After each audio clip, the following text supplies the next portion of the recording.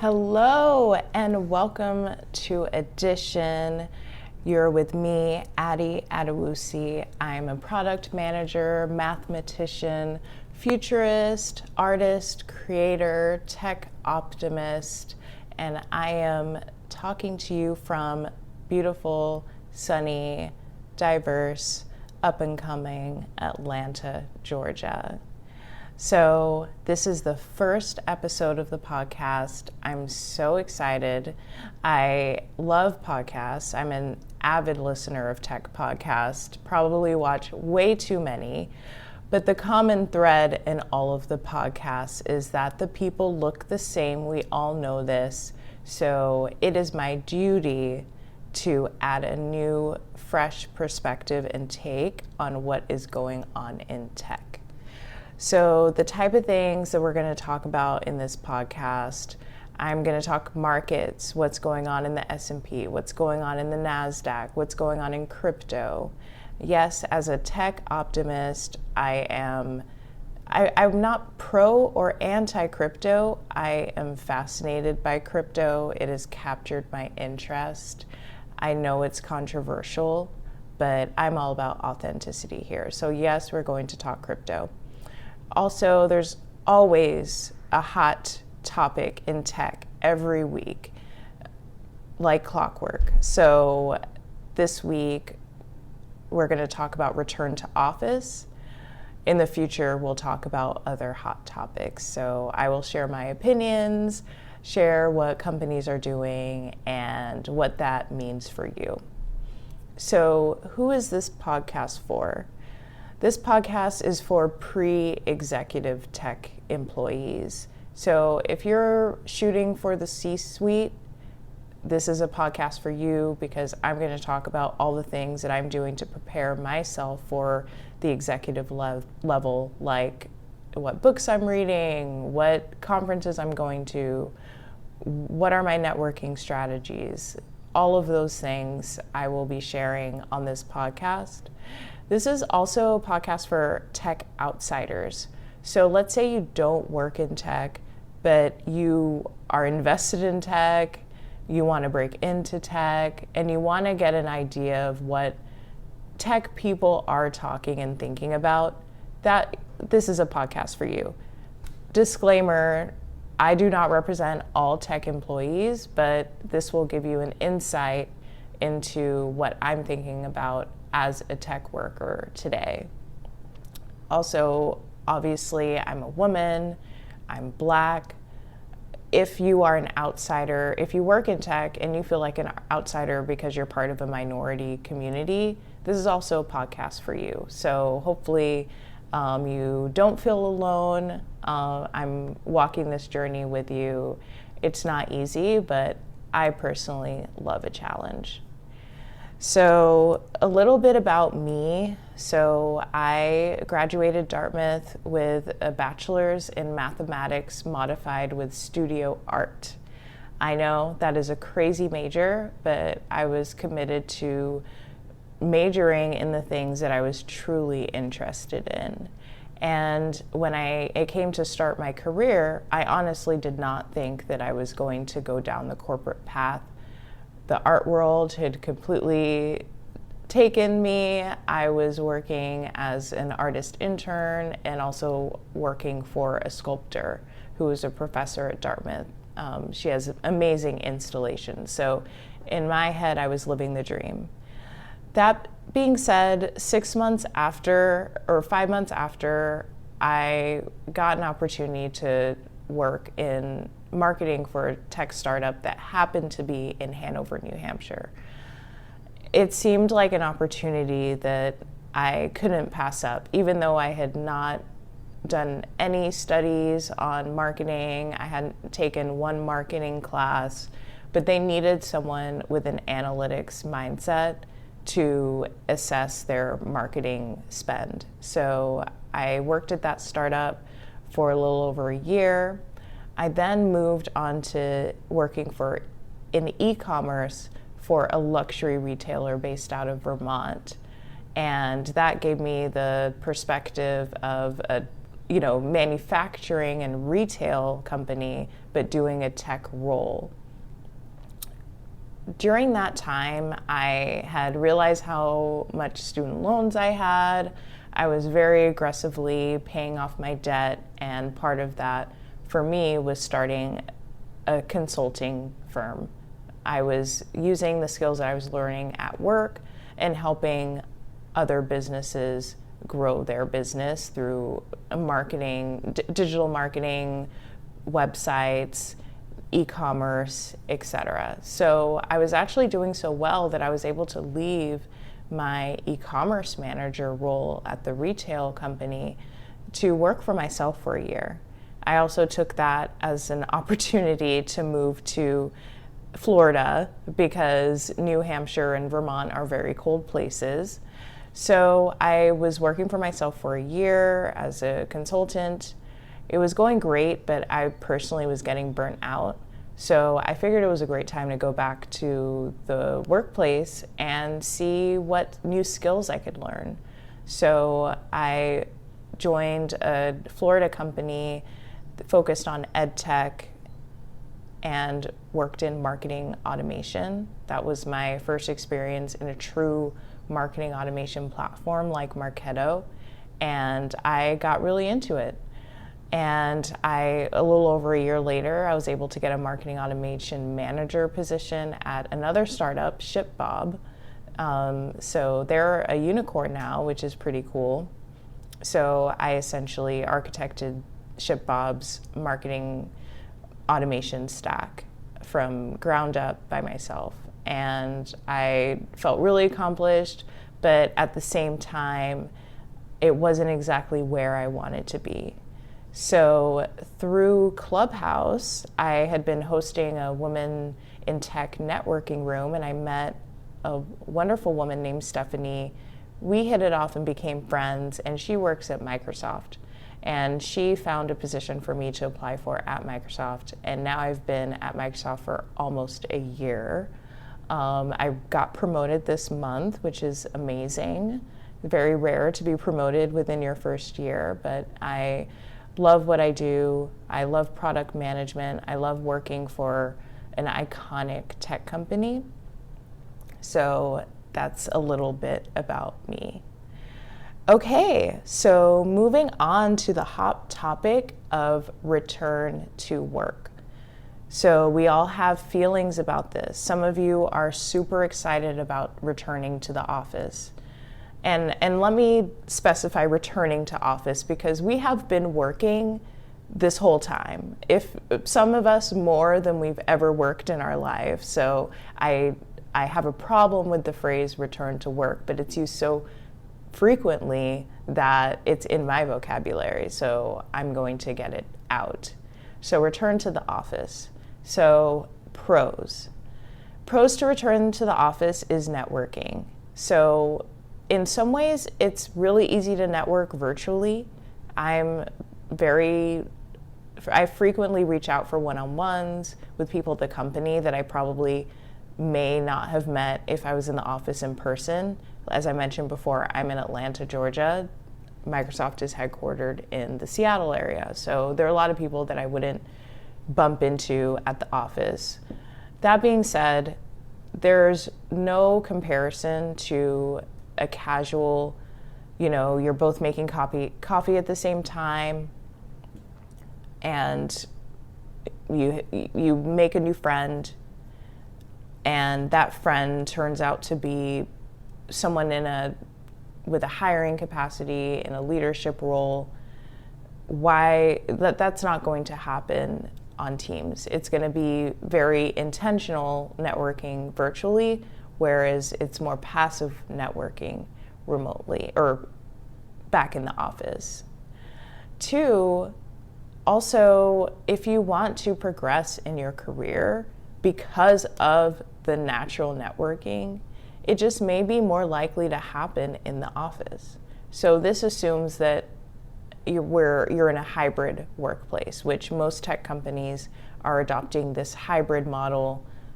Sometimes you go to the office, sometimes you stay at home, roughly 3 days in the office, 2 days at home, something around that.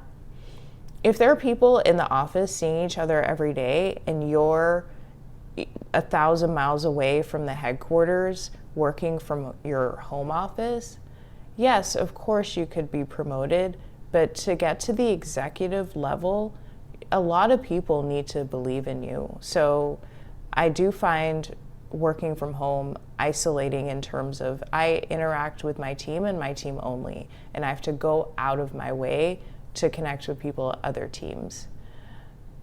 It would happen by default in the office. So I understand some of you moved far away, you're not excited about the commute, maybe you relocated states entirely. Unfortunately, there's going to be a decision that you make. If you want to stay remote, I would recommend working for a remote company.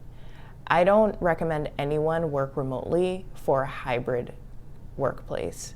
I would go to the office 3 days a week and stay home 2 days a week if you want to reach that executive level in your career. Different companies have different policies, and people are saying, oh, talent is going to be lost to companies who are embracing full remote. I disagree. These companies have amazing perks in their offices. For example, free food, massages, dry cleaning, car wash. There is a reason you can save a lot of money going to the office by, eating office meals that could maybe counteract the money that you spend driving to the office. And also, the workplace is going to be the workplace, and your life is your life, right? So based on the decisions that you make for your life, you can't expect the whole world to bend in your direction. Companies have the right to ask for what they want from their employees, and by choosing to work there, you're agreeing with the policy. So I encourage anyone who's unhappy with their company's work from home policy to get out there with your resume, start interviewing, because it just may not be the right fit for you. Okay, so next hot topic, let's talk about what's going on in the stock market. Stocks, especially tech stocks, have been tanking. And some of us have a lot of our net worth tied up in company stock. So what would you do if all of a sudden your compensation was cut in half because of your company's stock not doing well? So for me, I'm a long-term investor. The issue is people aren't always long-term employees. So maybe if you were planning to leave this year and your stock is at an all-time low, it may affect when you plan on making your next career move. Again, it's your decision, it's your choice, it's your money, but the stock market is not something that we can control. So you have the price is the price. So either you set the price now, or you update your plan and hope the stock price rebounds. And that's the thing about the stock market. You never know when it's going to rebound. It could be a year from now. It could be 5 years from now. It could be 10 years from now. So you kind of just have to make that call. But it's not a great situation to be in, but that's the reality of working in tech. We are in a fast-moving industry, and things change in a second. Giants can fold in the span of a week. Look what happened to Peloton. So everyone in tech, especially pre-executives and executives, should always be ready to interview because we never know what's going to happen. Okay, so what am I geeking out about this week? Okay, so this is where I talk crypto. So this week, ApeCoin came out. So if you don't know what ApeCoin is, it is the official cryptocurrency of the Bored Ape Yacht Club. So if you didn't hear the news this week, Bored Ape Yacht Club bought the CryptoPunks. And if you don't know what those two things are, please do your research, because these things are worth more than some homes. And so after announcing that that Bored Ape Yacht Club bought CryptoPunks, they also released an ApeCoin, and they have a DAO, a decentralized autonomous organization, that holds the ApeCoin. They're the official owners of the ApeCoin. And when I first saw the news, I immediately thought, this is a coin that I want to buy. Like, even if it's a joke, I just want to hold this coin, because they're airdropping the coin into the wallets of Bored Ape Yacht Club NFT holders. So if this is something that, and Bored Apes are hundreds of thousands of dollars. So if this is something that already really wealthy people are going to be receiving for free, and is going to be the currency for governance in their DAO and in their ecosystem, I want a little piece of that. So I hadn't bought it yet.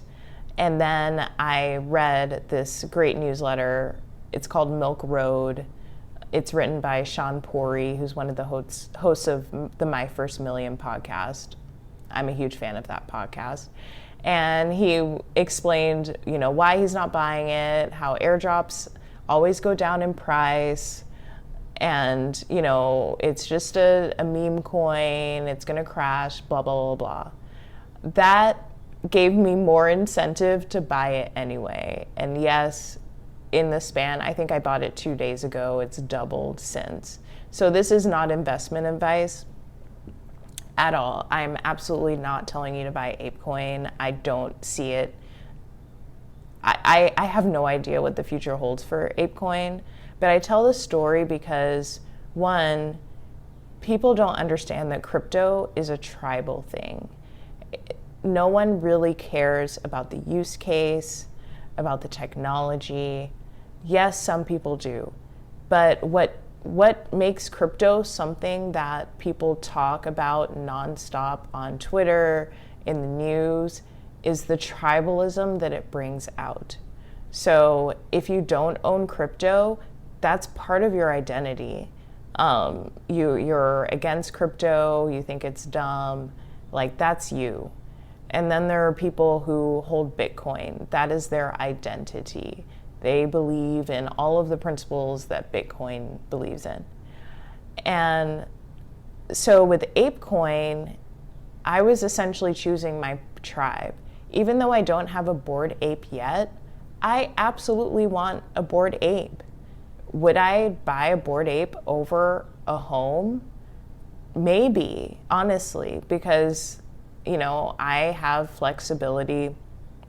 I don't necessarily want to be stuck in one location, but I also want to hold an asset, and I love everything about Bored Apes. So ApeCoin was a way for me to be a part of that community without spending $125,000 on an ape.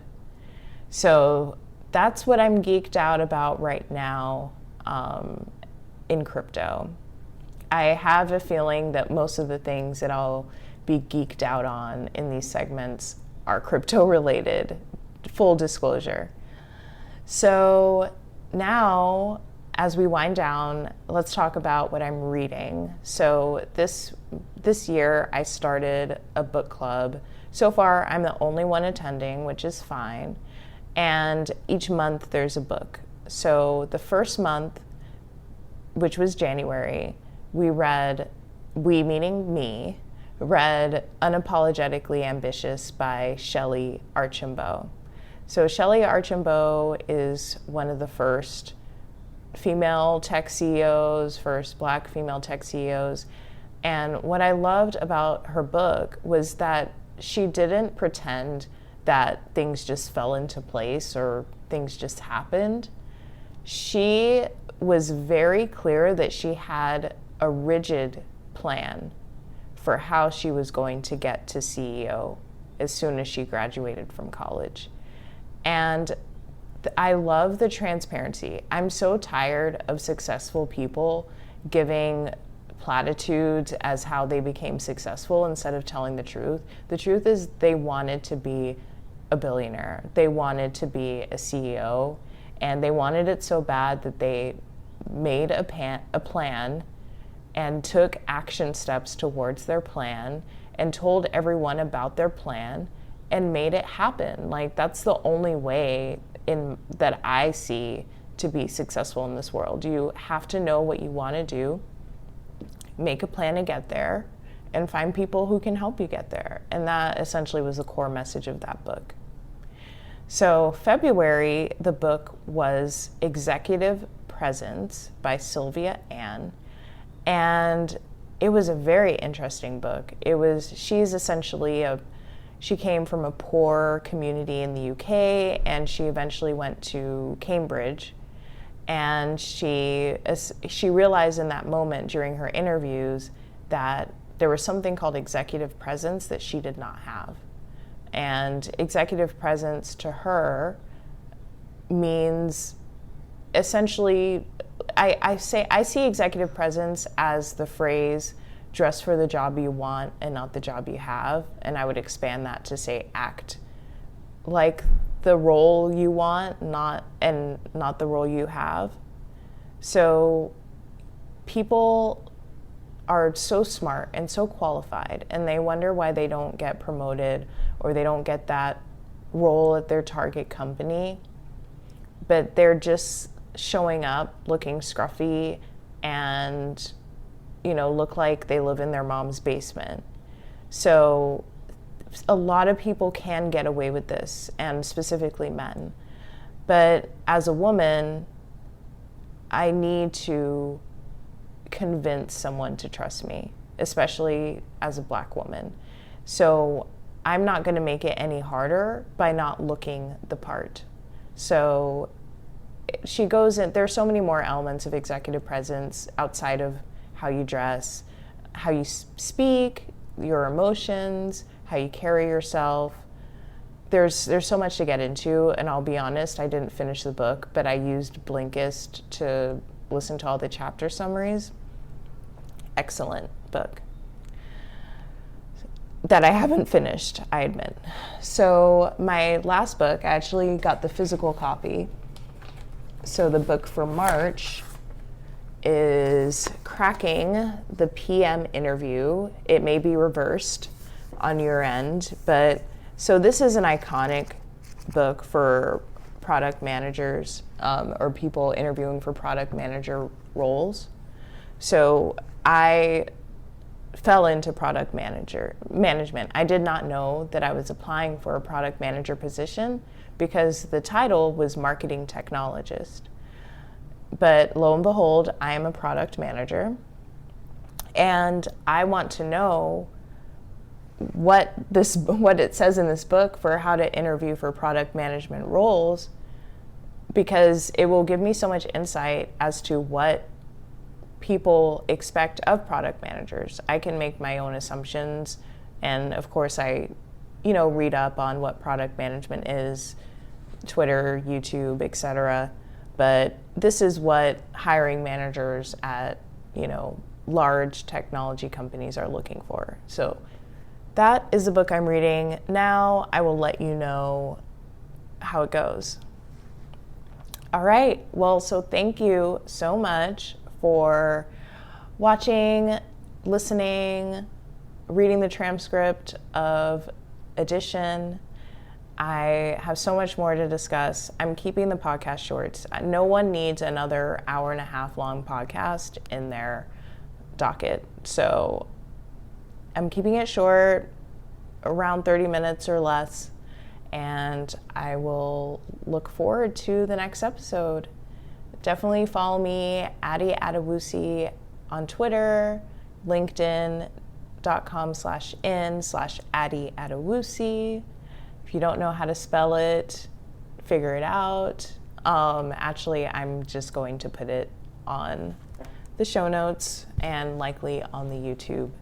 So yes, I also do have a Substack for this podcast. It is edition.substack.com. Subscribe. It's not necessarily going to be a newsletter. It's just if something happens and YouTube goes down or podcasts go down, I will still be able to communicate with you all. So thanks again for listening or watching or reading. I will see you next time. Bye.